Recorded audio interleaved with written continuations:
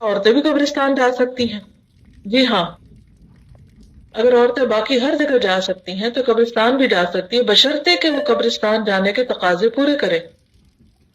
ایک اور روایت میں بھی آتا ہے، حضرت عائشہ بیان کرتی ہیں کہ رسول اللہ صلی اللہ علیہ وسلم نے قبرستان کی زیارت کی رخصت دے دی تھی، یعنی آپ نے اجازت دے دی تھی کہ عورت جا سکتی، لیکن ظاہر ہے کہ اس کے لیے پھر کچھ شرائط ہیں، جن میں سے نمبر 1 ہے کہ عورت اپنے پردے کا اہتمام کرے۔ علامہ البانی کی رائے یہ ہے کہ ابتدا میں جب منع کیا گیا تھا تو عورتوں اور مردوں سب کو منع کیا گیا تھا،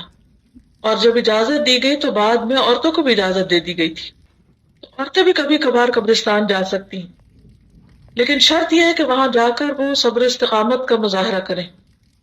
یعنی یہ نہیں کرے کہ وہ وہاں جا کر رونا دھونا شروع کر دیں اور بے ہوش ہونے لگیں اور دوسروں کو ایک مصیبت میں ڈالیں،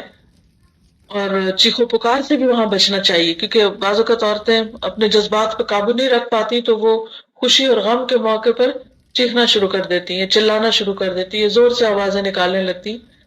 قبرستان عبرت کی جگہ ہے،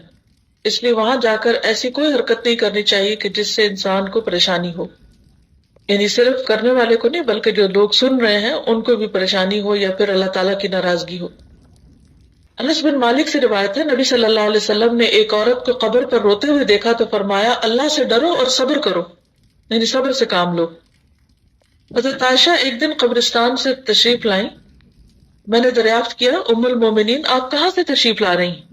فرمایا عبد الرحمن بن ابو بکر اپنے بھائی کی قبر سے۔ یہ عبداللہ بن ابی ملیکہ کی روایت ہے، یعنی عبداللہ بن ابی ملیکہ کہتے ہیں کہ انہوں نے حضرت عائشہ سے پوچھا جب وہ قبرستان سے واپس آ رہی تھی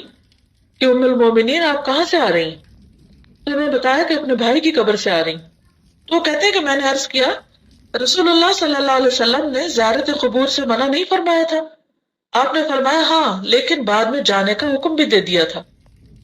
کیونکہ عورتوں کو بھی آخرت کی تیاری اور آخرت کا احساس کرنے کی اتنی ہی ضرورت ہے جتنی مردوں کو۔ حضرت عائشہ کہتی ہے کہ میرے گھر کے جس کمرے میں نبی صلی اللہ علیہ وسلم اور میرے والد کی قبریں تھیں، میں وہاں اپنے سر پر دوپٹہ نہ ہونے کی حالت میں بھی چلی جاتی تھی، کیونکہ میں سمجھتی تھی کہ یہاں صرف میرے شوہر اور والد ہی تو ہیں۔ لیکن جب حضرت عمر کی تدفین ہو گئی تو اللہ کی قسم عمر سے حیا کی وجہ سے جب بھی اس کمرے میں گئی تو اپنی چادر اچھی طرح لپیٹ کر ہی گئی۔ اس روایت سے بعض لوگوں نے یہ مطلب نکال لیا ہے کہ مردے جو ہیں وہ عورتوں کو دیکھتے ہیں اور عورتیں مردوں کو ننگی نظر آتی ہیں،